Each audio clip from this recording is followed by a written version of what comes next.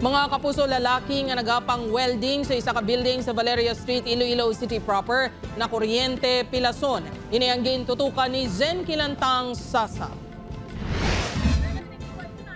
Sa sining nga video, makita ng isa ka lalaki nga ginaalalayan sa ngiaupod sa ibabaw sang scaffolding. Ina ang ginapahayag na kuryente, samtang naga-welding ka inasang aga sa isa ka building sa Valeria Street City proper. Sunod sa upod sini sa trabaho, nagaobra sila sang fire exit sang building. Nakibot na lang ini sang magpangayo sang bulig ang biktima.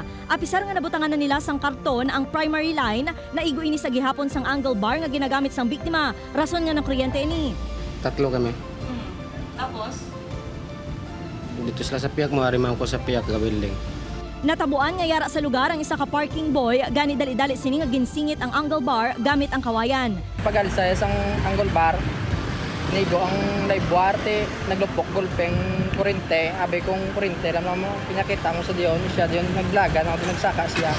Tapos ginampa ko lang din ang angle bar, ma'am, para ma-okay lang sa diyon ba?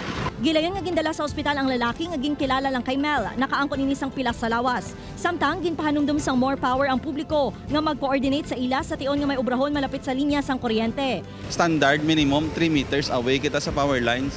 So ang karton nga na, it cannot help you. Base madugangan pa ang aton nga problema, no? Magkalayo na siya.